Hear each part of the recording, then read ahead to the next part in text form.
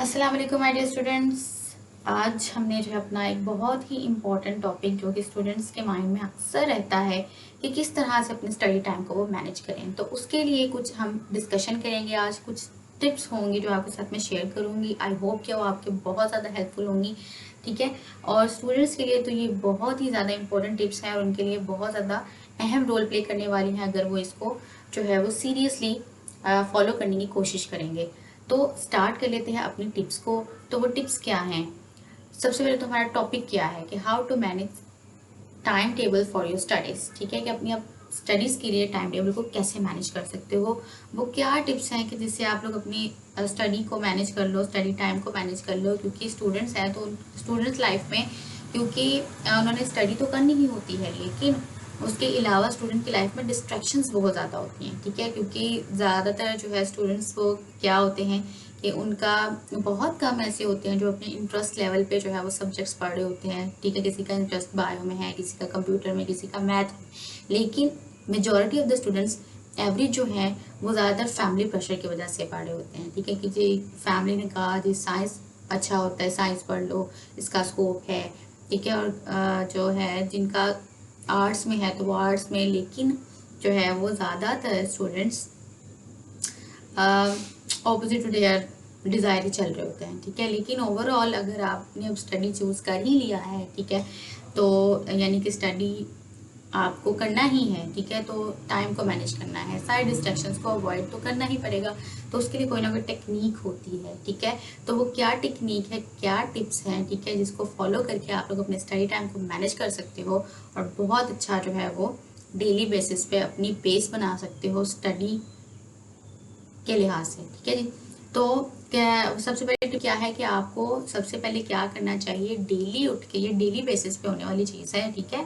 क्योंकि अगर आप लोग इसको एक दिन फॉलो करोगे, सेकेंड डे पे फॉलो नहीं करोगे तो आपको वो रिजल्ट नहीं मिलेगा जो आप लोग चाहते हो, ठीक है। सबसे पहली टिप क्या है कि आपको जो है वो डिफ़िकल्ट सब्जेक्ट जो है वो स्टडी करना चाहिए। Study difficult subject first eight morning, ठीक है। ज़्यादातर स्टूडेंट्स का क्या होता है, स्टूडेंट्स का ये होता है कि वो सबसे पहले जो है वो इजी बुक्स पढ़ लेते हैं, ठीक है।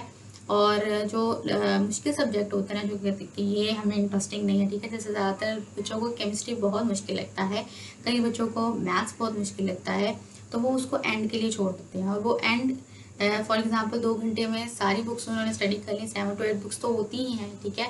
या फिर अगर आप हाई लेवल पे तो बुक्स कम है, लेकिन फिर भी कोई ना कोई बुक ऐसी होगी जिसमें आपको इंटरेस्ट कम होगा, तो आप लोग उसको एंड पे छोड़ोगे। तो जब एंड पे छोड़ोगे तो सारी बुक्स हो जाएंगी, उसको देख के आपको नींद आने लगेगी, वो एंड वाला टाइम कभी भी नहीं आएगा, ठीक है। और उस सब्जेक्ट में आप लोग बहुत लो स्कोर करोगे, ठीक है। तो फिर क्या होगा, अब आपने क्या करना है, जो आपको डिफिकल्ट लगता है सब्जेक्ट उसको आपने सबसे पहले स्टडी करना है, ठीक है। यानी कि आप क्या करोगे कि उसको कोशिश करोगे कि उसको पहले ही ख़त्म कर लो, क्योंकि जो बाकी इजी है उसको तो आप बहुत कम टाइम में भी कवर अप कर लोगे। लेकिन जो डिफ़िकल्ट है, जिसकी बारी ही नहीं आनी, उसको अगर आप पहले कर लोगे तो आपके माइंड से जो है वो स्ट्रेस लेवल कम होना शुरू हो जाएगा। और जब ऐसा होगा तो दूसरे सब्जेक्ट करने में आपको और ज़्यादा आसानी होगी, ठीक है जी।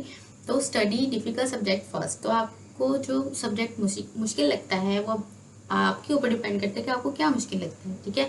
अगर मैं अपनी बात करूँ तो मुझे मैथ्स डिफ़िकल्ट लगता है, ठीक है, बेसिकली, ठीक है जी। तो मैं उसको कोशिश करूँगी उसको मैं पहले कर लूँ, ताकि उस वो जो टेंशन है उसकी वो ख़त्म हो जाए और दूसरे सब्जेक्ट्स को मैं इजीली कवर अप कर लूँगी। तो अब आपकी क्या वीकनेस है वो आपको पता है, ठीक है। तो डिफ़िकल्ट सब्जेक्ट को सबसे पहले पढ़ो ताकि वो जो है वो इजीली कवर अप हो जाए, ठीक है। और बाकी का स्टडी करना आपके लिए आसान हो जाए, ठीक है, बाकी बुक्स को भी। दूसरे टिप नंबर क्या है हमारी, टिप नंबर 2 है कि आपको एक्सरसाइज करनी चाहिए डेली। ये बात तो साइंटिफिकली भी प्रूव हो चुकी है कि जितना आपकी बॉडी हेल्दी रहती है तो उतना आपका माइंड हेल्दी रहता है। और स्टडी का तो कनेक्शन ही माइंड से है, ठीक है।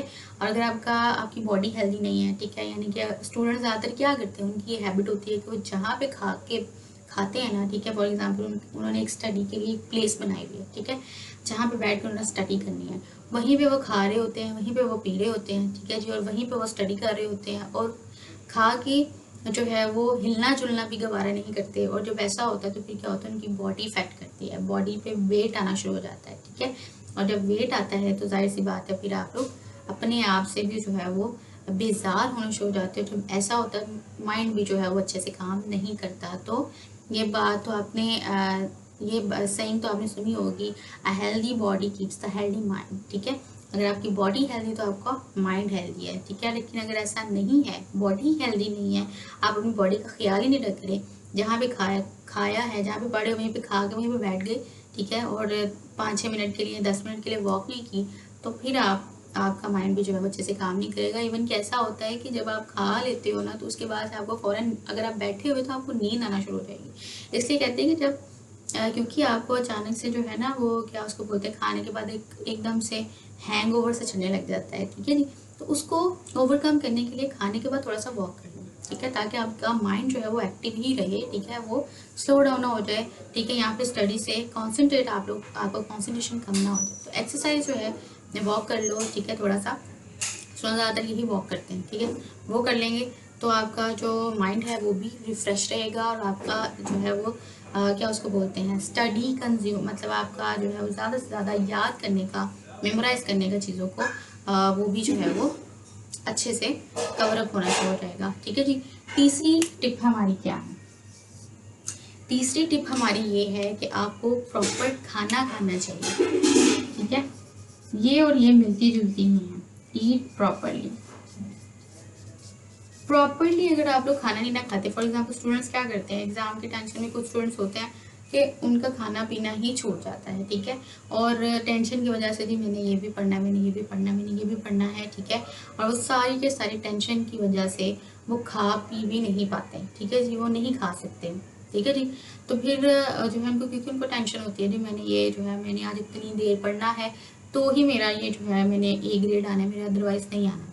ठीक है जी, तो टाइम से आपके ग्रेड का कोई ताल्लुक नहीं है। ठीक है, हाँ अगर आप लोगों ने ओवर बर्डन कर लिया अपने ऊपर, ठीक है, आपने सवार कर लिया कि नहीं जी मैंने पढ़ना ही है, बाकी एक्टिविटीज़ को मैंने बिल्कुल ही छोड़ देना है, जिसमें से खाना मोस्ट इंपॉर्टेंट एक्टिविटी है, तो फिर आपका जो है तब भी आपके माइंड पे इफेक्ट पड़ेगा। और जब ऐसा होगा तो आपका जो है वो मेमोरी भी जो है वो इफेक्ट होगी। ठीक है, तो ये बिल्कुल भी अच्छी बात नहीं है। टाइम पे खाना चाहिए और प्रॉपर खाना चाहिए। ऐसा नहीं कि एग्जाम की टेंशन है कुछ लोग तो खाना ही छोड़ देते हैं। ठीक है, और कुछ लोग जो है वो खाते चले जाते हैं बैठ के, जो कि दोनों ही गलत चीज़ें हैं। ठीक है, दोनों को अवॉइड करना चाहिए और प्रॉपर खाना खाना चाहिए। ठीक है, जितना भी आपको भूख है एक टाइम पे उतना खाया और वॉक के लिए चले गए। ठीक है, थोड़ी देर के लिए 5-10 मिनट के लिए वॉक किया, माइंड भी फ्रेश हो जाएगा और उसके बाद आप लोग दोबारा से स्टडी के लिए एक्टिव हो जाओगे। ठीक है जी, तो प्रॉपर ईटिंग जो है वो बहुत ज़रूरी है। ठीक है, अपने टाइम टेबल को अगर आपने मैनेज करना है तो। ठीक है जी, उसके अलावा फिर आपने क्या करना है,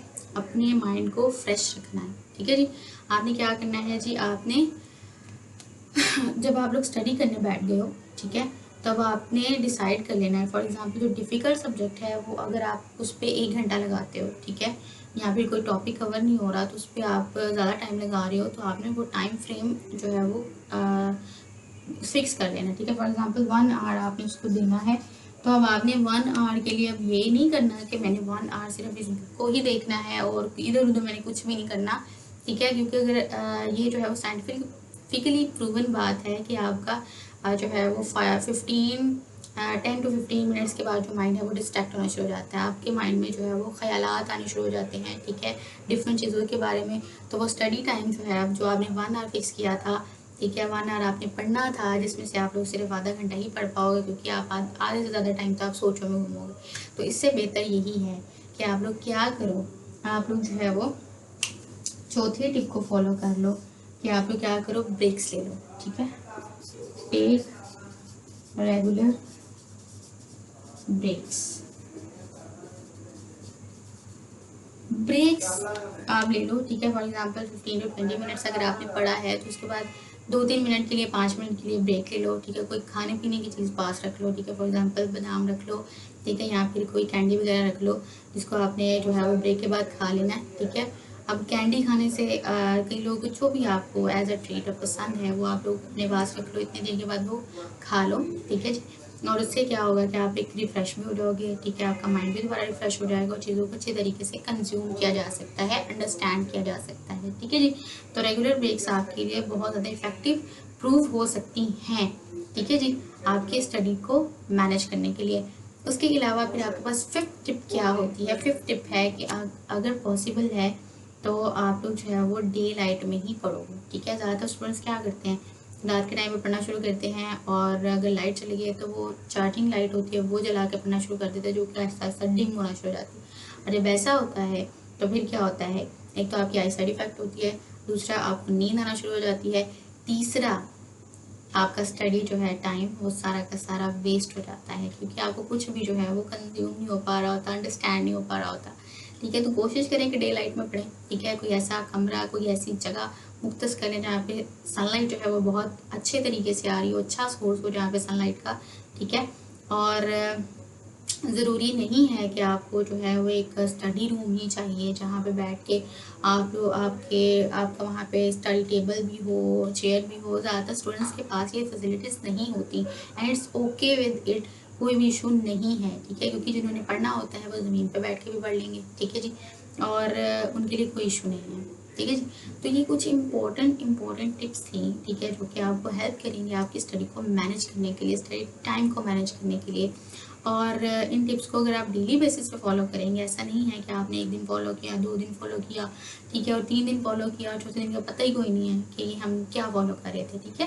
तो अगर आपको जो है वो एक्सपेक्टेड रिजल्ट चाहिए, बेटर रिजल्ट चाहिए, ठीक है, 99% रिजल्ट चाहिए, तो फिर आपको ये डेली बेसिस पे टिल योर एग्ज़ाम्स फॉलो करनी पड़ेगी रूटीन, ठीक है। क्योंकि रूटीन सेट करनी आपको आनी चाहिए, ठीक है। आप लोग स्टूडेंट्स हैं, ठीक है, और नेक्स्ट आपने जो है प्रैक्टिकल लाइफ में भी जाना है, तो आपको ये सारी चीज़ें मैनेज करनी आनी चाहिए। अगर ये मैनेज नहीं कर सकते आप लोग, ठीक है, तो नेक्स्ट भी आपकी लाइफ जो है वो मैनेज नहीं होगी।